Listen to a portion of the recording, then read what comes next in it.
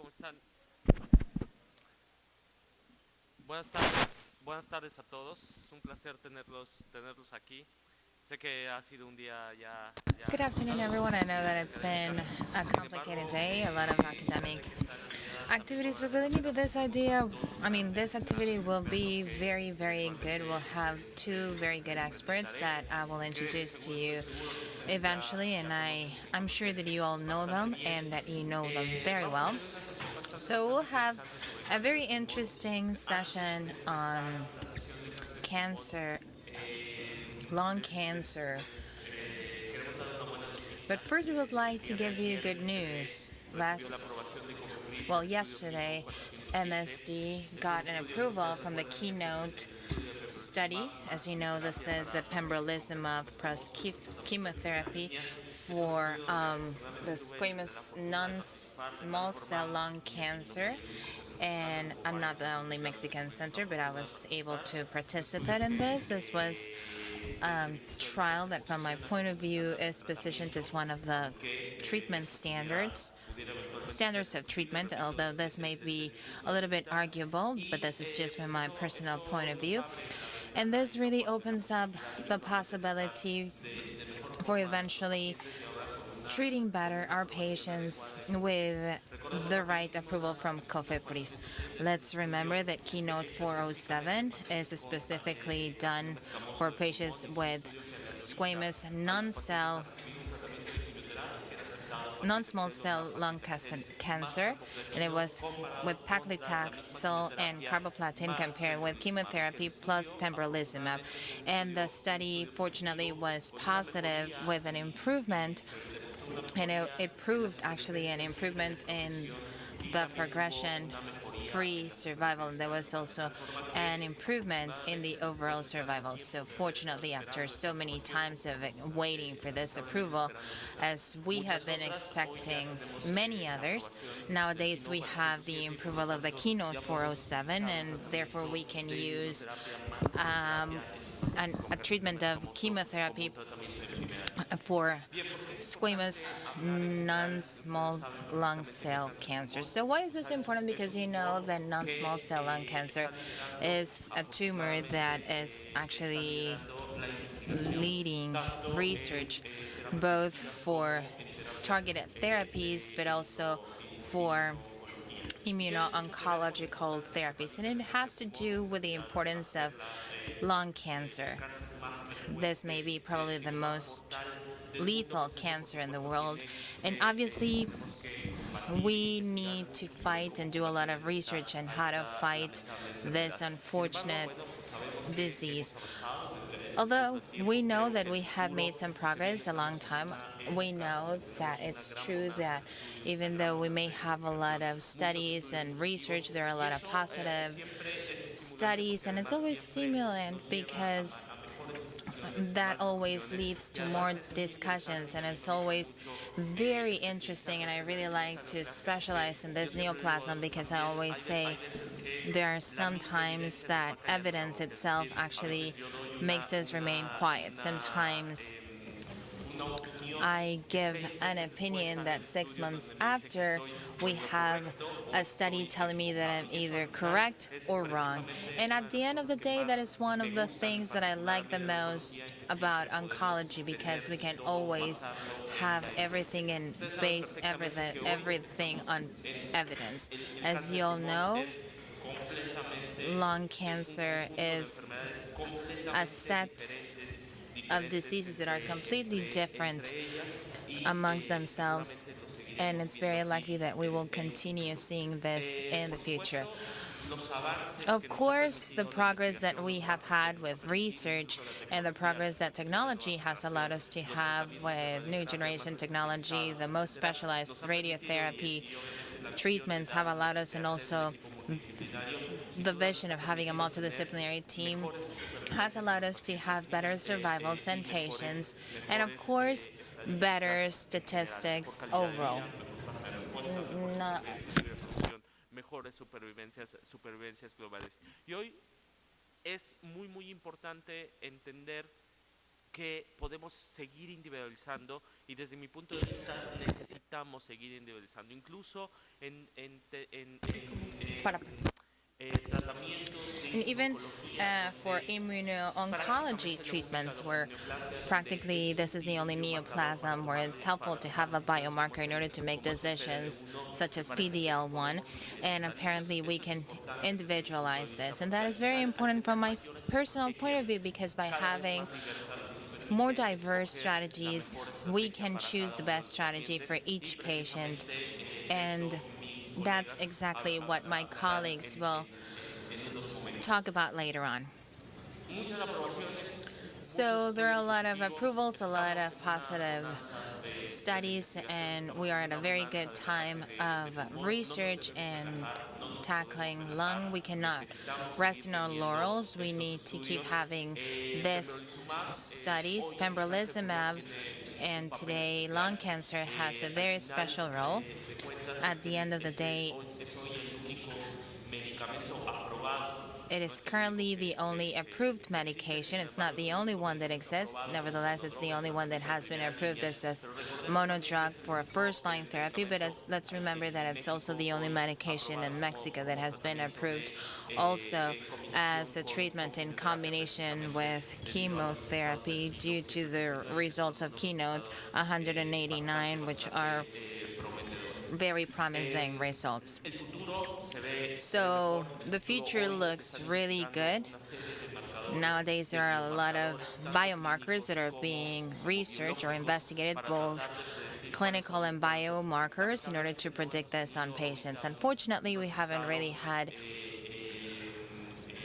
tan contundente en such PDL1 a que diga, ok, compelling la result. carga mutacional PDL1 has a role. ha The perdido papel en mutational load has lost its estos últimos role estudios in the presentados last tanto en ASCO studies como en presented ESMO. both for Sin embargo, ESCO and bueno, se ESMO. continúa con esta Nevertheless, we búsqueda de continue with biomarcadores this con una search for con biomarkers with intención the de intent individualizar, con for intención de continuar individualizing, con for esta the medicina de intention to precisión continue y with con la this intención, por lo tanto, de precision beneficiar a los medicine, and also pacientes e to ir benefit todavía patients, and haciendo del also cáncer de pulmón una enfermedad todavía make más lung heterogénea. cancer a more Y también heterogeneous eso va de la disease. mano And a this toda la also goes investigación que se está hand in haciendo hand with all ahora the con research los tratamientos done de inmunoterapia, with tanto combinados immunotherapeutic treatments combined con otras moléculas como with el other imatinib molecules o such as olaparib, imatinib, combinados con laparib, tratamientos de combined with radioterapia, tanto en radiotherapy, células no pequeñas both in como en células non-small pequeñas, cells and combinados small con tratamientos cells, multimodales and utilizados como combined with neoadjuvancia, multimodal utilizados treatments como adjuvancia, used as de tal forma que, neoadjuvants and por supuesto, adjuvants in such a way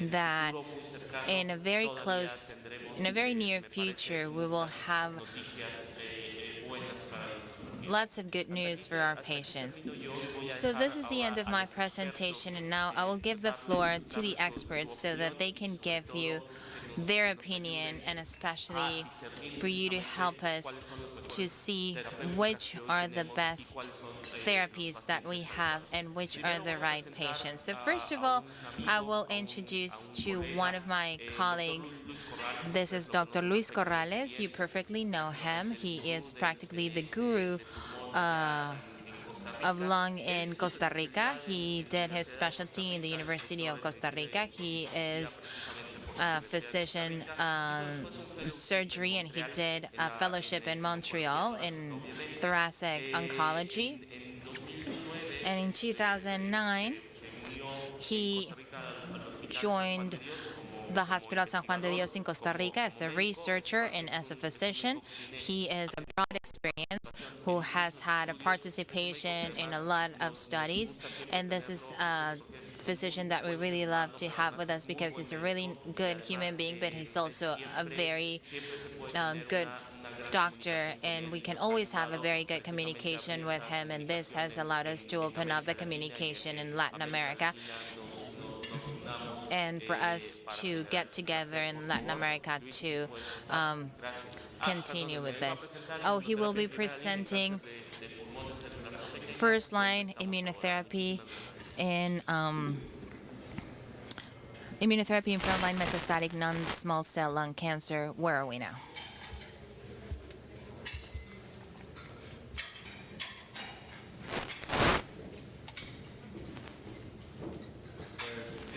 Muchísimas very much, Geronimo, for the introduction. I'm grateful for your kind words, and I'm really pleased to be here. It's an honor. And once again, sharing with lots of friends and a lot of colleagues in Mexico, it's an honor. So I will be telling you about what immunotherapy as a frontline is currently, and a little bit about the challenges that we may find in the future. So these are the disclosures I have. And actually, as Geronimo was mentioning, the evolution in lung cancer has changed a lot. 20 years ago, what we had was only a piece of candy, platinum. And afterwards, we've had many other options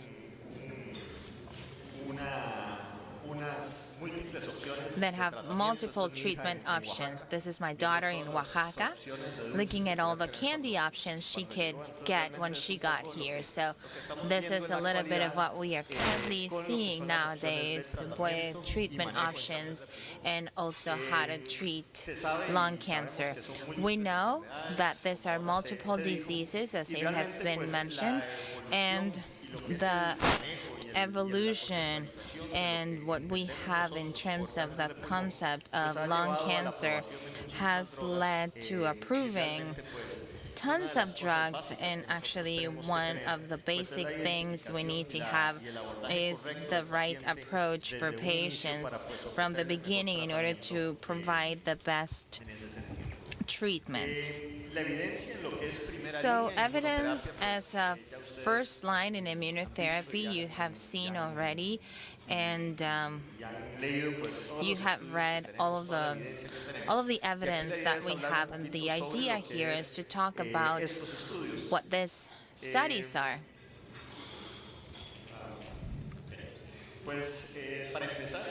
So first of all, we have Keynote 024. This is a study that was designed only for patients with the expression of over 50%.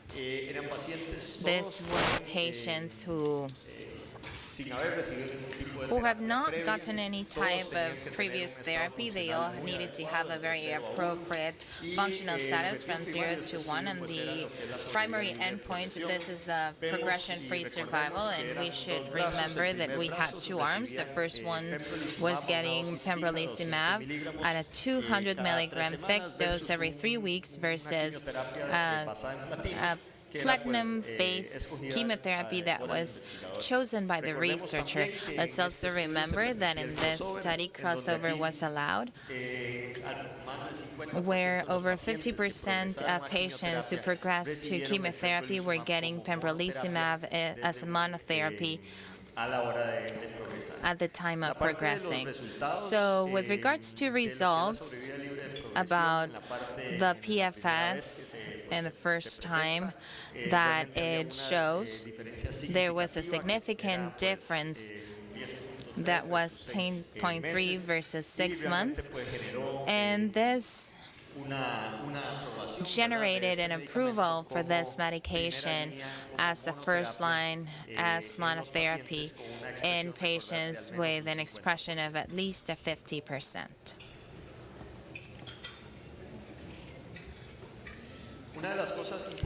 One of the important things we must remember is that this 50% expression in this study, at least, were about 30% of patients who were assessed. We've actually seen this, that probably in our countries is a little bit lower to this percentage. We have 21% of patients with a 50% or higher, which is lower than what was seen in this study. And I understand that in Mexico the positivity of at least 50% is also lower. So these are things that we need to know about our population, and obviously have the best or the most appropriate approach for these patients.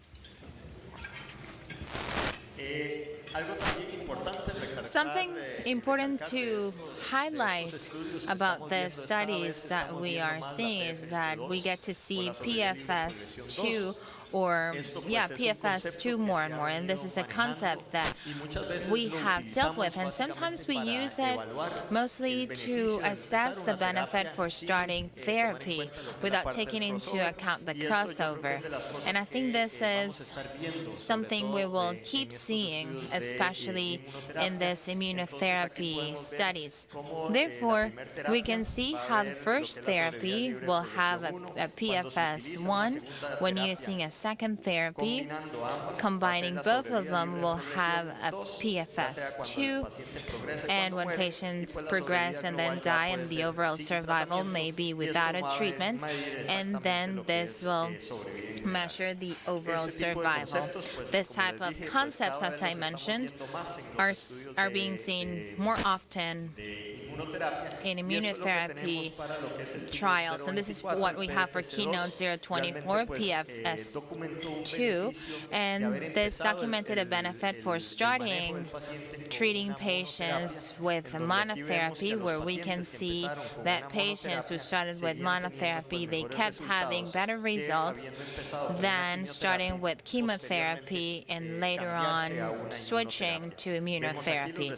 We can see the results here 12 months after and 18 months after, favoring the beginning of monotherapy with pembrolizumab. Now, with regards to the overall survival, we can see the differences between both curves regarding using pembrolizumab, and we can see that after 42 months, we have a difference, and this difference that is so important prevails. This is something that, from the standpoint for seeing this type of survivals, where over 40% of patients are still alive after 42 months, it's actually very encouraging for us to use immunotherapy from the beginning and to remember that this was monotherapy.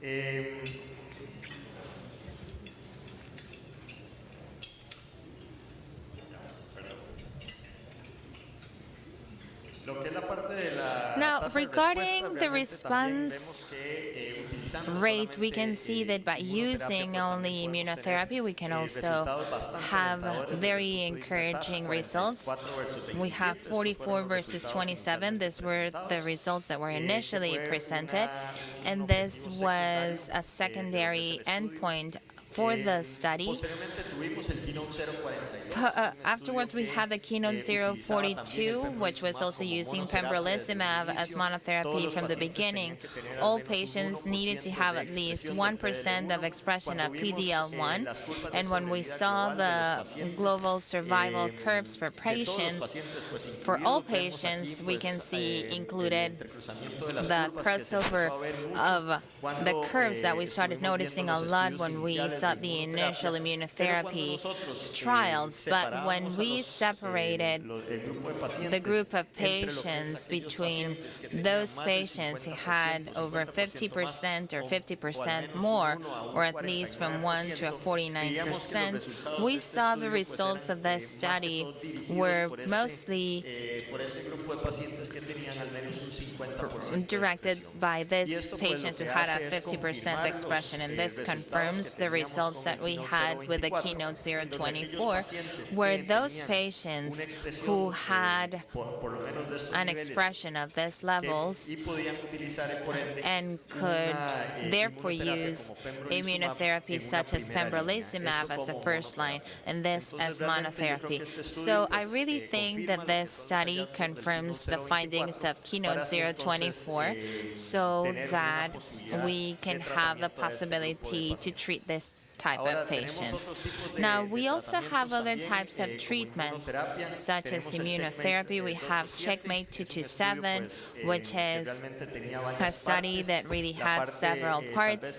Probably the part that I would like to mention here is the part where the expressors of at least 1% were going to receive NEO or EP, as the initial treatment, or getting chemotherapy, or only getting nivolumab. And as you all know, this gave several results, and from the point of view, they were talking about the difference we had in results in comparison with the combination of nivolumab and ipilimumab. So this is for patients who had at least a 1% expression. Now, Now, with regards to thoracic oncology, we can also see the different synergistic strategies existing with different types of medications, not only chemotherapies, but also other types of therapies. So the synergy that we will have with immunotherapy in combination with other types of therapies is really something really encouraging for our patients, and it provides an additional possibility. And one of the things we've seen the most in the last publications, it's been mostly with chemotherapy. Now, one of the things we need to remember too is that there's also another medication that's atezolizumab, and this is a medication. This is the Empower 132 study, which included patients that had non-small cell lung cancer that did not have an expression of ALK or EGFR, and they had atezolizumab plus a platinum plus pemetrexed plus chemotherapy. And here they had some maintenance therapy, and they had pemetrexed, atezolizumab, and in the second arm it was only pemetrexed. So patients were treated upon resection, and then the primary endpoints for this and the overall survival and PFS documented a benefit of this, especially with regards to the PFS for patients where the curves can be seen more separated. And this is also favoring the usage of chemotherapy together with immunotherapy. Now, the Keynote 189, which was also mentioned, is a study with pembrolizumab, and it's the same type of chemotherapy that was used in the previous study. And these are really patients who had an advanced disease. And one of the important things here is that it actually allowed the inclusion of patients with a metastatic disease in the central nervous system, which was asymptomatic. Patients did not need to have any type of symptoms. Lesions needed to be under 1.5 centimeters. They didn't need to have a pure lesional edema. And these patients were eligible to be included in this study. Around 17% of patients had a stability of their disease in their central nervous system, and they were included. 30% had an expression of PD-L1 of over 50%, and the primary endpoint was actually combined. It was the overall survival versus the survival with the PFS. Now, the results of the PFS for this study, we can see that after a follow-up where the data cutoff was from September 2018, we can see the benefit we get when using the combination of immunotherapy with chemotherapy versus only using chemotherapy, where we can see how the curves separate from the beginning. And then this is part of the things that we have been looking for, because at the beginning, when using only immunotherapy, probably there's a group of patients who could have a rapid progression who were lost at the beginning. So this was not so frequently seen when we were combining immunotherapy with chemotherapy. And here we can see that 24 months after, there was a significant difference from 20% to 1.5%, and this is talking about PFS. Now, regarding the overall survival, we can also see differences we see that the curves separate from the beginning, and this is important, and at the level of the overall survival of patients in a follow-up, and this is a data cutoff in September 2018, where after 2 years of follow-up, no, two years of follow-up, 45% of patients who had gotten chemo and pembrolizumab were still alive versus a 29.9% of patients who only had gotten chemotherapy. And this is important to remember. Once again, the numbers we used to have 10 or 15 years ago with lung cancer, now we had some significant changes happening. So this difference was also interesting. When we were staging according to the expression of PD-L1, those patients with a higher expression would have a better response, but through all patients, whether it's under 1% or 1 to 49 or 50% or more, were benefited. And this is important. And we need to remember that we were having data of Keynote 024, which only included patients of over 50%. Here we can see that especially with regards to the overall survival, we had this difference. And probably the only situation here with regards to the PFS in those patients, we did not have a separation of the curves, and this is what we wanted to see in the pues mucho de lo que queríamos ver era qué era lo que estaban recibiendo los pacientes we wanted to see what patients were getting after progression. alrededor de un 14% Here we can see that over 14% of patients were still in treatment with some type of the offered treatments within the study in the arm of pembrolizumab and chemo, in comparison with only a 3% that had gotten on the arm of chemotherapy. One of the important things here, though, is that those patients that discontinued treatment had 14% were still alive without any type of treatment versus a 3% on the chemotherapy alone arm.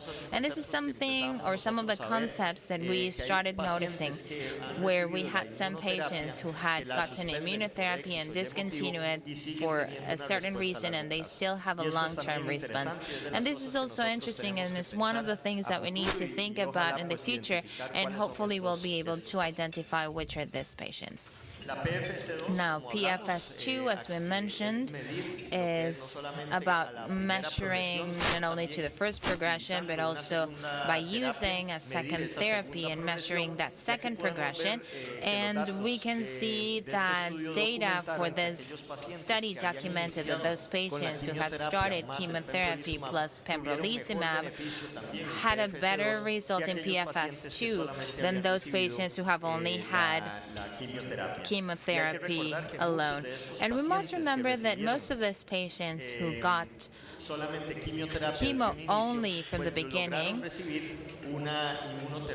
had immunotherapy as a second line. 54% of patients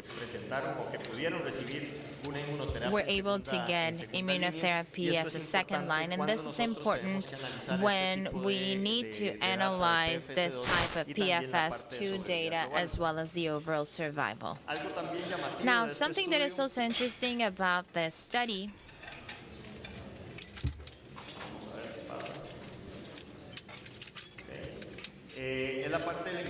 is the inclusion of patients who had an hepatic disease and also to the central nervous system, and seeing if the fact of using immunotherapy also provided a benefit to the patient over chemotherapy.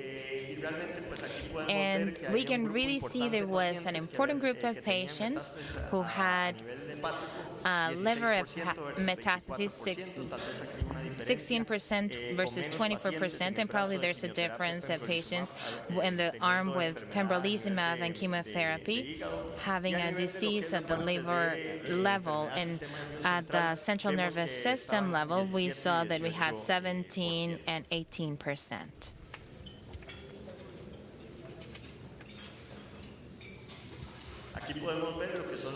We can see here the data regarding the progression-free survival for patients who had disease at the hepatic level. And we see that those patients with an hepatic disease and without an hepatic disease were really benefited, both of them, when using the combination of chemotherapy plus pembrolizumab. And this gives peace of mind, because if we will see patients with this type of disease, we may also get some benefits for them.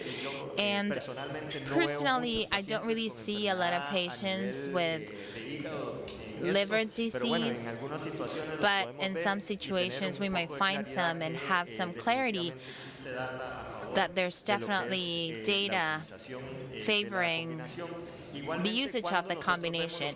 Likewise, when we see patients with a disease in the central nervous system,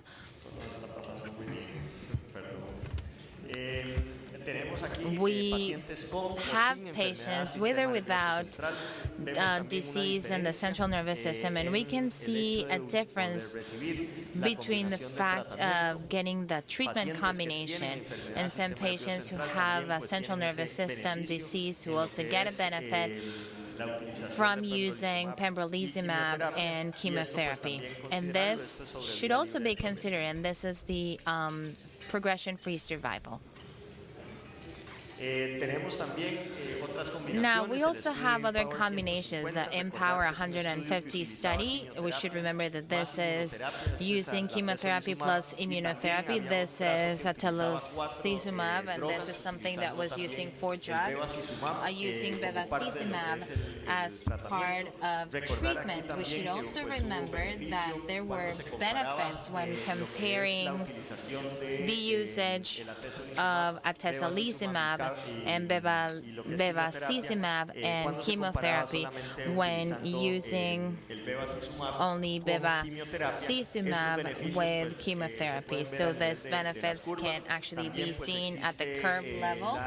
And we also have the side that by adding a 4th drug, there's also an important group of patients who had to discontinue treatment.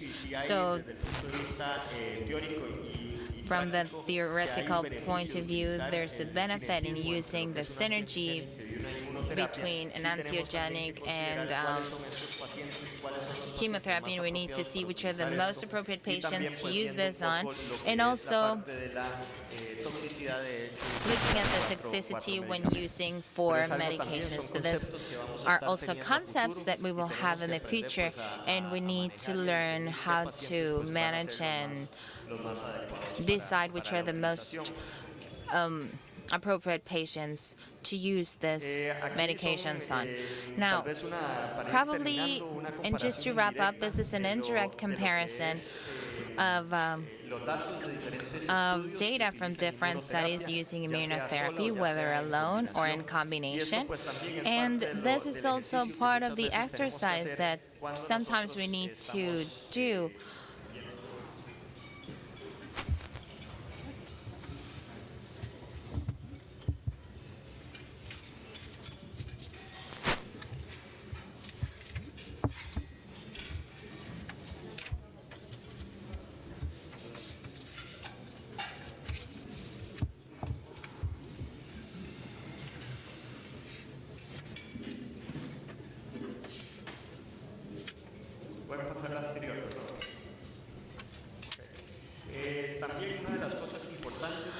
An important thing, and one of the clinical doubts we have, is what do we do with patients who have some sort of toxicity related to immunity? This is something that sometimes we come across with, and let's remember that those patients who have significant toxicities, grade 3 or 4 related to immunity, are very few, but we really need to know how to identify and manage. And one of the things is that we question sometimes clinically exactly what to do with these patients when they've had this. And once again, we use immunotherapy, or should we discontinue it entirely? And this is an important study that was conducted in the Memorial Hospital, where those patients who had an adverse event related to immunity were retreated in a significant proportion. And out of these patients, 48% did not get another or a new adverse event. 26% had the same type of adverse event related to immunity, and 26% had another type of adverse event related to immunity. So the fact of us being able to retreat patients with immunotherapy really provides a benefit in terms of the overall survival, and this is something that we need to consider when treating. So finally, regarding everything we can give patients with non-small cell lung cancer. Now we have several options, and we need to assess adequately patients by assessing the pros and cons, whether using immunotherapy as a monodrug or combining other types of treatments with chemotherapy, and trying to see which are the pros and cons each patient has, and weighing the benefits of it. So just to put on the table something that we may probably discuss now, some of the challenges we have, whether we're treating or not those patients beyond progression. We know the concept of pseudoprogression. We know about those patients who may have a slow progression, and if this is something, should we continue treatment or not? Time of treatment, that is to say, when we only start with immunotherapy or immuno and chemo, and if we will be providing this for over 2 years, like several studies have stated, and also other markers. I think that currently PDL1 is the most important one. I think it's not perfect, but it's definitely something that helps us choose. And probably we will be able to have, or we need to have, other types of markers that will help us decide which patients will have better responses. And also the combinations. We have combinations with chemo, with anti-angiogenics, and we need to look at other types of therapies and other doses. I think that doses may change or may also cause a decrease in the chemo dose when combining immunotherapy. It may also create the same type of responses, and this is something that we definitely need to consider at the clinical trial level. Thank you very much.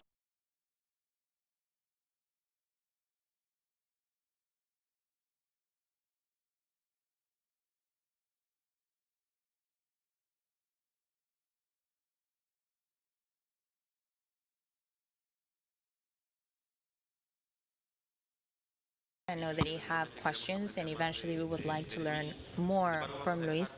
Nevertheless, if you allow me, let's leave the questions for later on after the following presentation given by Dr. Freitas, so that we can have a discussion panel, so that we can have the opinions of both doctors. It's an honor to introduce Dr. Elano Freitas. Dr. Freitas is an oncologist, of course, and he studied medicine in the Federal Ceará University in Brazil. I don't know if I'm pronouncing this correctly, since this is Portuguese. And he did his medical residence in internal medicine in the Walter Cantillo Hospital, and then he had a residency in the Cancer Center in Camargo, and then he had a master's degree in pharmacology. So based on his resume, we can see how prepared he is, and also the vision he has, because having this master's degree in pharmacology really opens up the possibility to having a greater discussion with regards to the different pharmacological differences of different medications available for treating lung cancer. And he will be telling us about the role of PDL1 expression in guiding decisions. What have we learned from the clinical data. Thank you very much, doctor.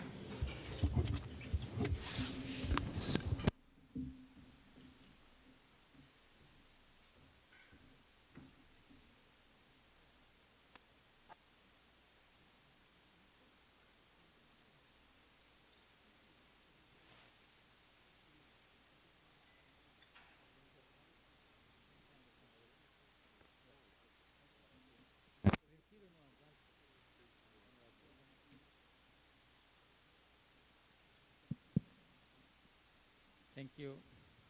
Okay. Thank you for the presentation. Gracias por la introducción, la presentación. Tengo unos problemas. Primero, estoy muy alejado de donde están ustedes, así que voy a pedir permiso para bajarme y estar más cerca. Otro punto. Les pido una disculpa por no poderles hablar en español, al menos no para la presentación. Tal vez ya cuando platiquemos uno a uno. Estoy aquí para hablar de PDL1. Hice algo muy práctico que se basa en la práctica clínica. ¿Qué información es útil en nuestra decisión clínica?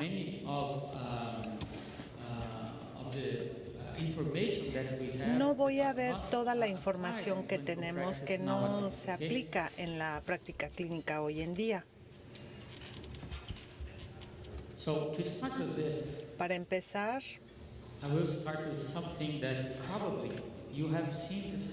yo creo que ustedes han visto esta diapositiva muchas veces.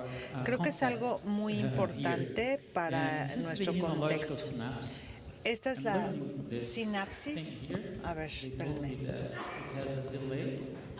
Okay, so I will go there. And this is immunological synapse. Here on the left-hand side, you have del lado izquierdo tienen la relación entre las células dendríticas y la célula T. En esta parte, digamos que es el cebado de la respuesta celular. Aquí tenemos, esta es la interacción.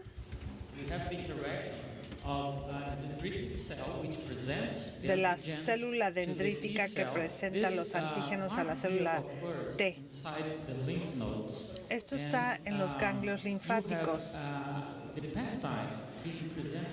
El péptido se presenta en MHC con el receptor de la célula T que da lugar a una reacción intracelular que activa a esta célula T. Pero por supuesto que si inician un incendio, hay que controlarlo. Entonces se necesita un receptor coestimulador e interacciones que pueden regular esto. Porque si ustedes piensan en la fisiología de esto, si empezamos una reacción inmunológica contra las bacterias o para curar un tejido, tenemos que detenerlo. En esta fase hay una señal de paro que es la más importante, la más conocida. Estas células T activadas migran a la periferia y van a interactuar y ejercer una función citotóxica, y el propósito es que destruyan la célula tumoral. Pero la célula tumoral es una de nuestras células. Puede tener mecanismos para evitar la célula T. Un mecanismo importante aquí es que esta célula T interactúa a través del receptor con el antígeno que se presenta en la superficie de la célula de cáncer, y la señal inhibitoria es la interacción PDL8-1.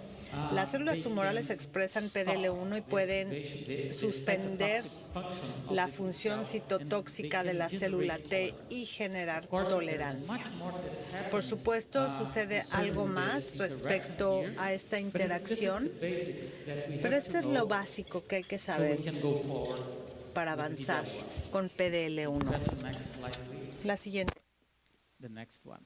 So how do you test PD-L1 in clinical practice? We have a ¿Cómo bunch probar of, PDL1 en la antibodies. práctica clínica? These Tenemos un montón de antibodies anticuerpos. from Estos two anticuerpos different son de dos empresas, They are from two different companies, de dos compañías, 22C3, 28.8, N7310, son de una y cada una es un clon que se desarrolló como o junto con uno de los anticuerpos, 22C3 con pembrolizumab, 28.8 con nivolumab, 7310 con duvalumab, SP142 con atezolizumab y también rubelumab con SP263. ¿Cómo difieren estos anticuerpos? ¿Cómo podemos usarlo en la práctica clínica? Este es un análisis completo que se hizo, es el más completo que se ha hecho, que se llama proyecto de huella o blueprint. En una segunda fase entrenaron a 71 patólogos para ver unas diapositivas. Tenían estos anticuerpos y compararon los resultados. Lo que podemos ver aquí es que 22C3, 28.8 y SP263 están aquí en medio. Tienen casi la misma sensibilidad al PDL1. SP263 tiene un poco más de sensibilidad. Este es el más sensible. Y la información más importante aquí es que SP142 es el menos sensible. Estos tres anticuerpos tienen sensibilidad similar, el 7310 es el más sensible, SP142 es el menos y el SP142 también incluye tinción de PDL1 en células inmunes, o sea, es más complicado de analizar y los resultados de este proyecto Blueprint mostró poca concordancia interpatólogos. Entonces, menos sensible, más difícil de analizar e interpretar cómo podemos usarlo. Here, it's something important in our clinical practice. How frequent is PD-L1 more than 50%? ¿Qué tan frecuentes o con qué frecuencia vemos expresores altos? Cuando se ven los estudios clave, tienen casi los mismos resultados. En el 30% de los pacientes, los tumores expresan PDL1 más del 50%, pero hay un estudio de Dinamarca que se publicó este año que muestra lo mismo.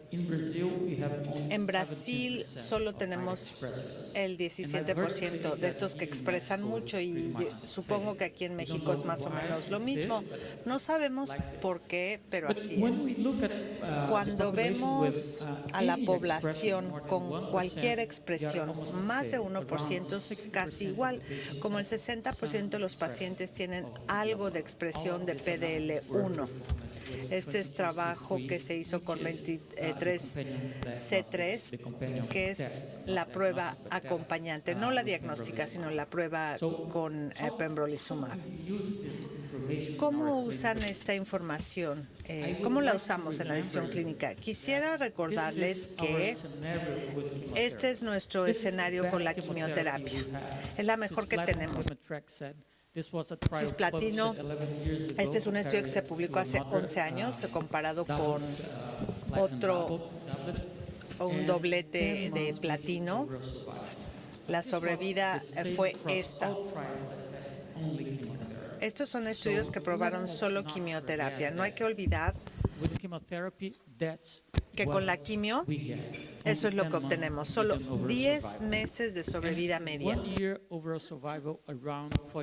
Sobrevida de un año es 42 a 43%. Acuérdense de estas cifras, porque vamos a volver a ellas.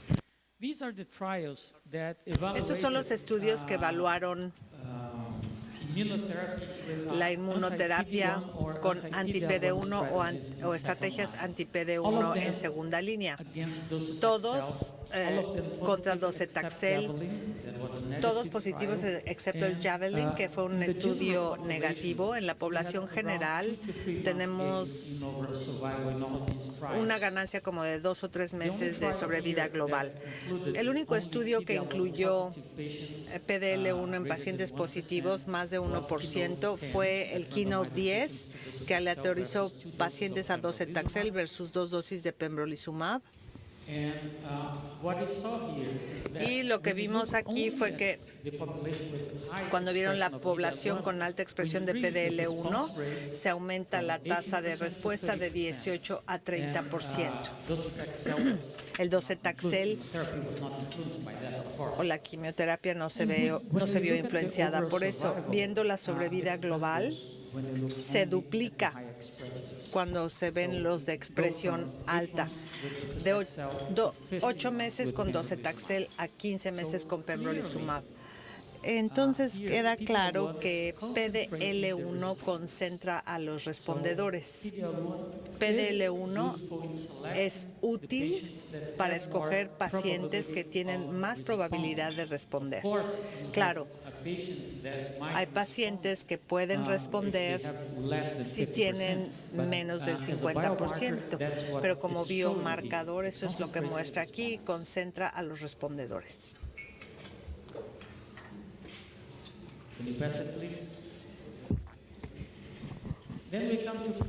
Luego llegamos a primera línea. Ustedes ya conocen esta información, Luis se las acaba de mostrar. Quiero recalcar esto. Solo el 50% de PDL1. Este estudio incluyó, fue cruzado y los pacientes recibieron quimioterapia y podían recibir pembrolizumab como segunda línea. Les voy a mostrar los datos otra vez que les mostró Luis de PFS2, porque esto es importante, la secuencia importa. Ya vieron los datos o las tasas de respuesta en segunda línea, hasta en los que expresan más o mucho, que fue de 30% la tasa de respuesta. Aquí en primera línea tenemos una tasa de respuesta como del 45%, y PFS2, cuando tenemos pembro seguida de quimioterapia y seguida de pembrolizumab, son 18 versus 8. O sea que la secuencia importa. Por alguna razón, iniciar la inmunoterapia temprano es mejor que dejarla para segunda o tercera línea.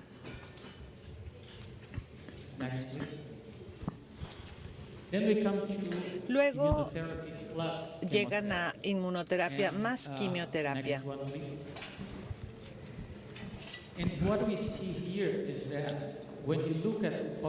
Cuando vemos a la población de pacientes con más de 50% quimio más inmunoterapia, tiene una tasa de respuesta alta de 61%.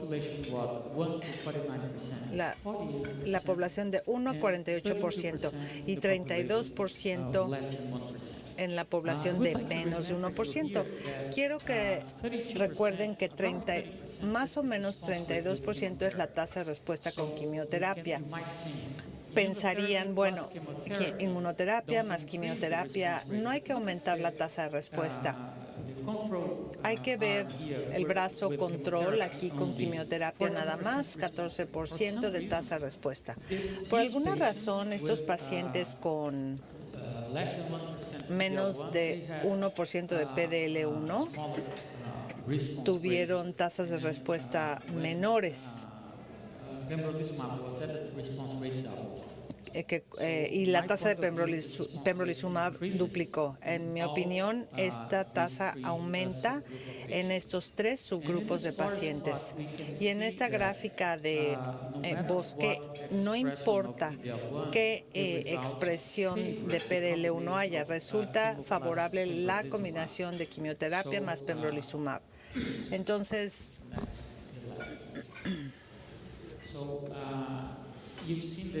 ya vieron, esto creo que ya lo vieron más de una vez, no voy a explicarlo. Y no importa entonces qué expresión haya, el brazo que tiene la combinación de quimio más pembrolizumab se desempeña mejor que el brazo que tiene quimioterapia nada más. No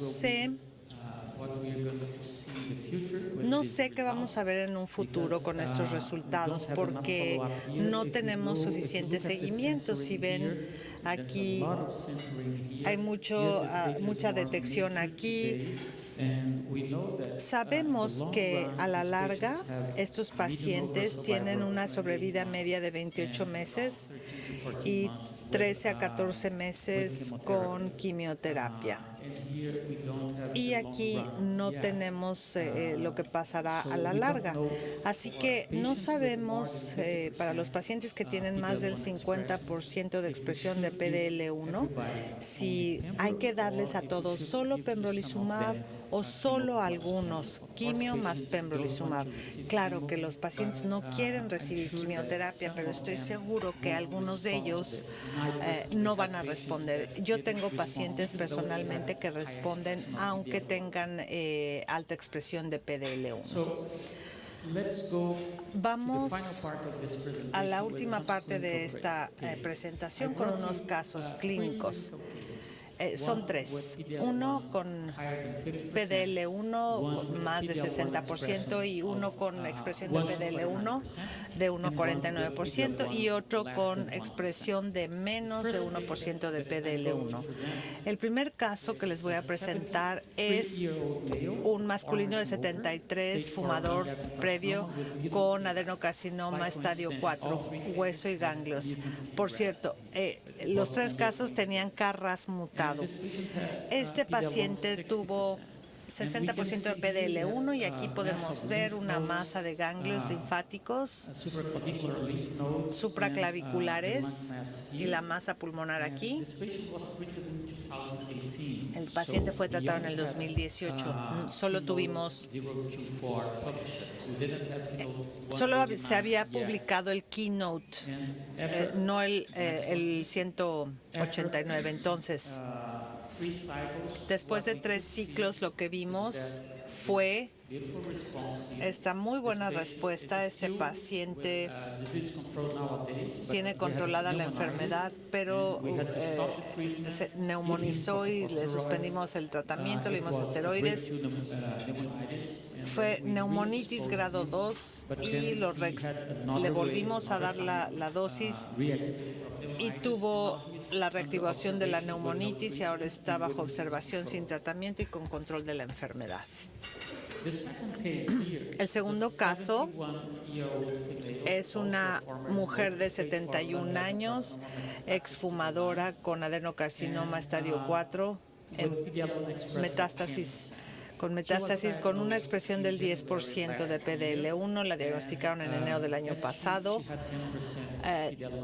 Tuvo expresión de 10% y no le podíamos dar pembrolizumab en ese momento. Luego empezamos a darle carbo y pemetrexed. Eso fue en marzo. Un mes después fue una presentación donde donde se presentó el Keynote 189. En el tercer ciclo le agregamos pembrolizumab y esta es la respuesta. Después del tercer ciclo le dimos 2 cursos, le dimos con carbopem y el tercero se le agregó pembrolizumab. El tumor siguió encogiéndose Ella está bien con esta respuesta. Esta es una respuesta parcial, sostenida, pero sigue teniendo esta gran masa aquí y le está yendo muy bien. Recibe el pembrolizumab sin toxicidad. Y este es un hombre de 52, también exfumador, con PDL1, con expresión 0 de PDL1. Fue diagnosticado en mayo del año pasado y tenemos datos, ya teníamos datos del Keynote 189.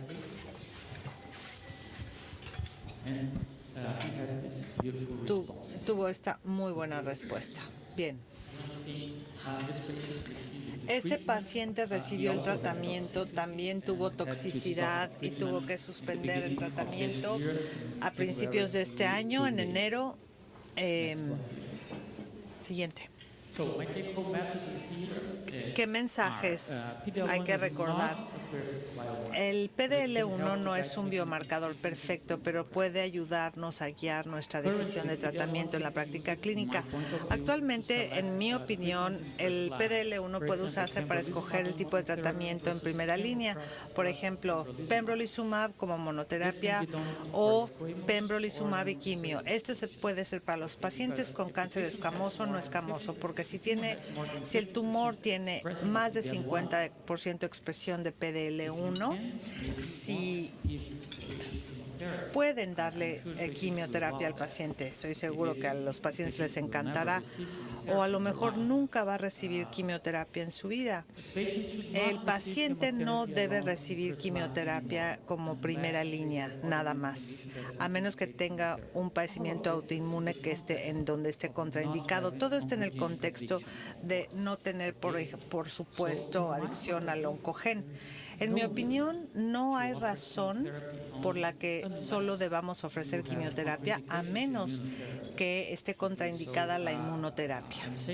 Esto se los digo por los datos que tenemos del Keynote 189, del 042 y 024. La inmunoterapia definitivamente funciona mejor en primera línea que en otras más avanzadas. Si pueden y el paciente tiene acceso, no lo dejen para segunda o tercera línea. Muchas gracias.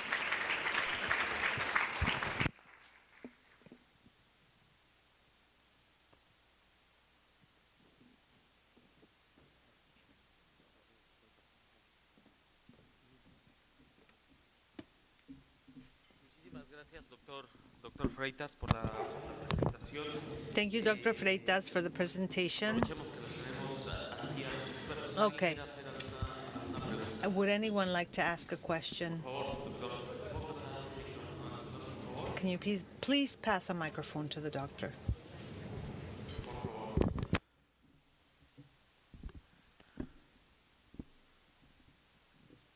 Muchas gracias, excelente presentación. Pregunta para el doctor Freitas. Dos preguntas, de hecho. ¿Cuál es la estrategia que usted utiliza para la segunda progresión en pacientes que ya estuvieron expuestos, por ejemplo, a un esquema como el Keynote 189? El día de hoy, más temprano, hemos escuchado que incluso dependiendo We heard that even in the platinum-free interval, we could use a re-challenge with the drugs that didn't show progression, which were maintenance. What do you think about that? Si entendí bien, la pregunta es ¿qué hacer en segunda línea? Si uso quimioterapia más pembrolizumab primera línea, ¿si hay progresión? ¿Esa fue su pregunta? Sí. Por ejemplo, en el Keynote 189 son 4 ciclos de quimio y luego mantenimiento con pemetrexed. ¿Cuál es su opinión con pembrolizumab? Lo que dicen los datos es cambiar a quimioterapia. Depende de si hablamos de progresión lenta o a veces yo odio las PETs para quimio, pero a veces hay que usarlas porque el paciente tiene metástasis óseas y a veces aparece un nuevo punto de captación en el estudio y el paciente está completamente asintomático, entonces sigo dándole el fármaco después de la progresión, ¿sí? Pero si estamos hablando de progresión sintomática, no creo que haya otra estrategia que dejando la quimio inmuno y empezando quimio de segunda línea. Tenemos estudios que evalúan la estrategia de cambiar la quimioterapia y dejarla inmuno, pero no tenemos datos. Yo lo cambiaría a quimioterapia. Para adicionar, yo creo que sí, efectivamente, pues ahorita Yeah, I think that chemo is what we would use. There are studies that change the immune therapy and anti-PD-1, anti-PD-L1. Posiblemente próximamente vamos a estar oyendo también de antiangiogénicos en este tipo de momentos en donde hay progresión de inmuno. Los antiangiogénicos pues podrían tener un rol también en combinación que pueden también tener respuesta en aquellos pacientes que han progresado a quimioinmuno inicial. ¿Alguien más? ¿Alguna otra pregunta? Yo tengo una pregunta. En la época que estamos de bonanza, si viviéramos en un mundo ideal, que yo sé que uno al final en las instituciones nos tenemos que adaptar a lo que haya y a lo que le podamos dar al paciente, pero si viviéramos en un mundo ideal, al final lo que tenemos es inmuno en primera línea. Prácticamente todos los estudios han salido positivos. El Keynote 189, el 407, el 042, el Empower 150, el Empower 110, el Checkmate 227. ¿Qué papel le dejarían? ¿Hay algún papel en primera línea ahorita para la quimioterapia sola, es decir, sin inmunoterapia? ¿O en el mundo ideal todos los pacientes deberían recibir algún tratamiento de inmunoterapia en primera línea? ¿Cuál es su punto de vista? Bueno, yo creo que de hecho Elano lo presentó un poco. Realmente si uno tuviera pues todas las posibilidades, yo creo que los pacientes todos deberían recibir inmuno en algún momento de su tratamiento. Definitivamente el hecho de iniciar un tratamiento con inmuno le ha brindado en los estudios, hemos tenido el beneficio de empezar con inmuno desde un inicio, entonces pues esto es importante. Yo creo que actualmente sería tener una contraindicación con la inmuno, que digamos puede ser estas enfermedades autoinmunes que tal vez no han sido evaluadas, aquellos pacientes que también o que tal vez tengan que recibir altas dosis de esteroides, que igual eso pues también ha sido de gran debate si yo puedo utilizar a pesar de estar recibiendo esteroides de altas dosis. Entonces yo creo que si uno tuviera pues la oportunidad, yo creo que todos los pacientes estarían para recibir inmuno en primera línea, ya sea solo en combinación, y sí aquellos pacientes que no lo han recibido, yo creo que en algún momento de su evolución de tratamiento deberían también recibirlo, porque pues ya hemos visto la evidencia. En segunda línea también.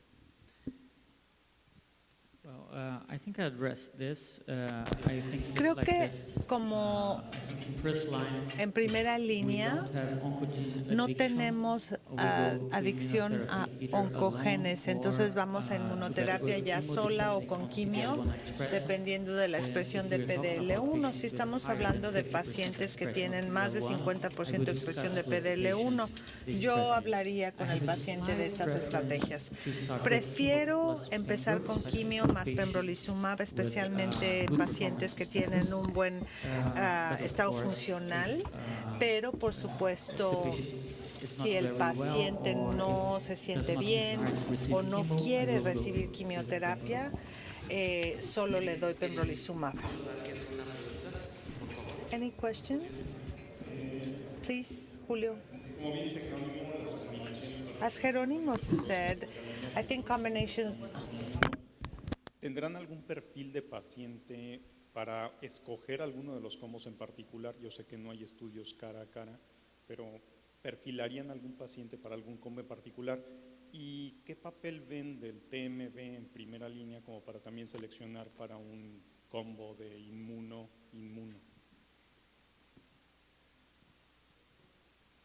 How do you choose the first line of treatment? ¿Cómo escoger el tratamiento de primera línea? Pembro, like monotherapy, Pembro with chemio, even Nivo plus Le está repitiendo la pregunta. And if the tumor mutation burden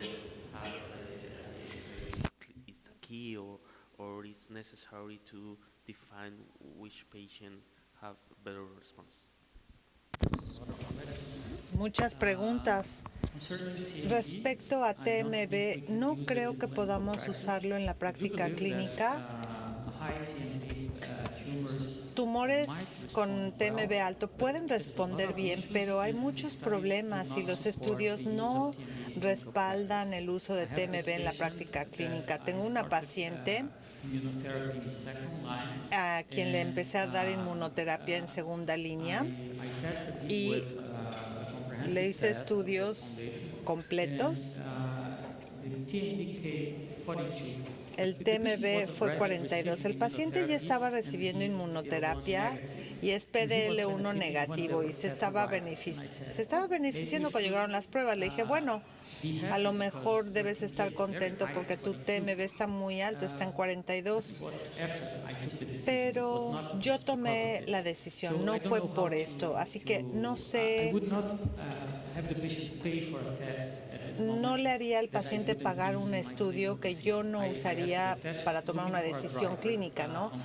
Hago un estudio para buscar por un oncogen.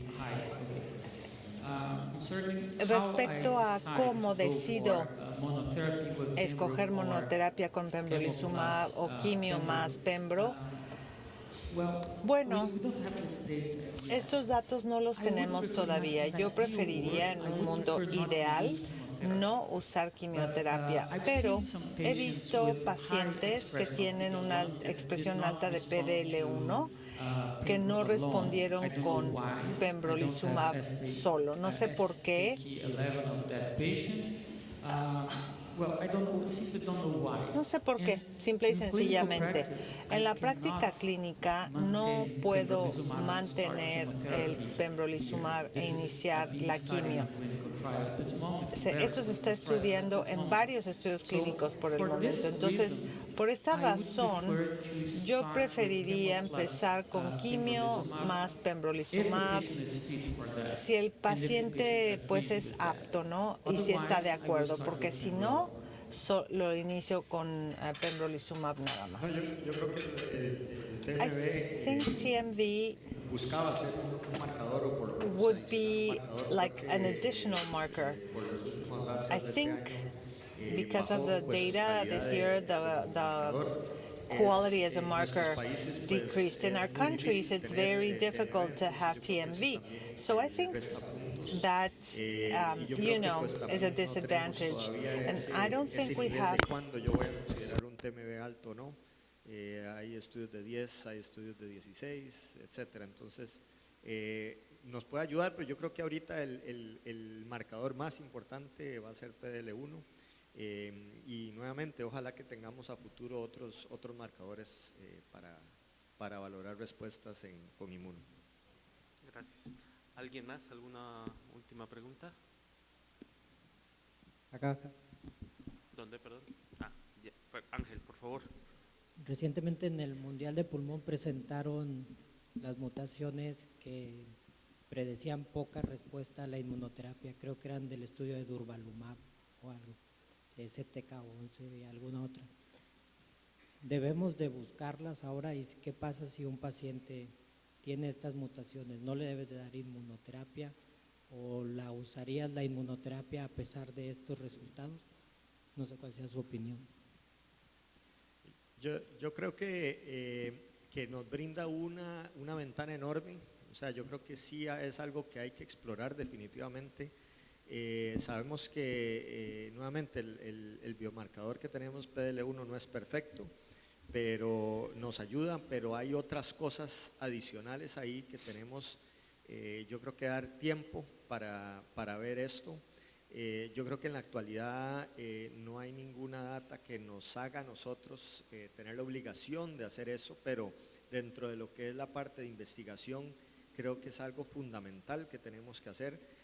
Siempre uno busca tener el mejor tratamiento para el paciente, seleccionando al paciente de la mejor manera, y en cáncer de pulmón esto pues ha sido el pan de cada día desde hace mucho tiempo. Entonces yo creo que sí hay cosas que nos hacen que la inmunoterapia no funcione, inclusive yo creo que también la parte de que no, el hecho de que no nos funcione en una primera línea no necesariamente no nos va a funcionar en una segunda línea. Hay un montón de cosas ahí adicionales de la parte de lo que es el microambiente tumoral y la inmunidad que puede destaparse, pueden hacer cambios a la hora de utilizar una primera terapia. Pero yo creo que, y estoy de acuerdo, o sea, yo creo que a futuro es una de las cosas que creo que deberíamos estar explorando, si hay mutaciones que van a hacer que un inmuno no funcione.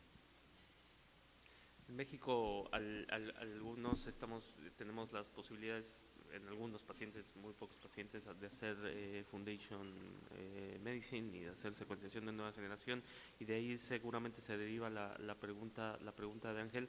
Si me permiten dar un comentario, estoy completamente de acuerdo.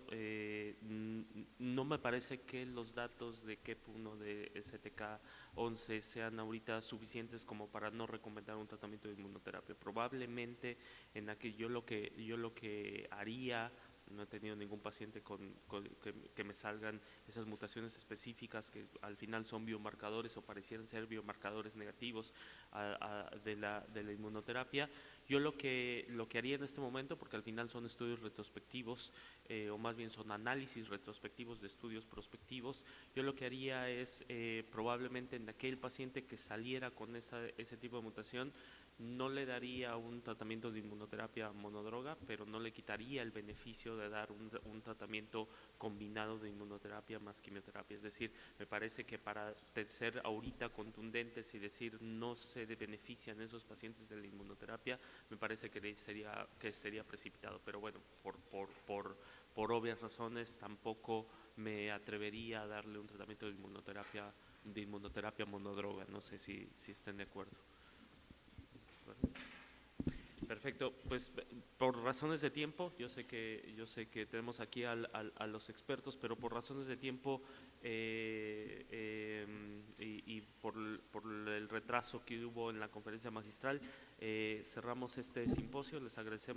Yo les agradezco a los grandes ponentes, les agradecemos a MCD haber traído a estos ponentes de alta calidad, y les agradezco a nombre de MCD también su asistencia y su participación. Muchísimas gracias.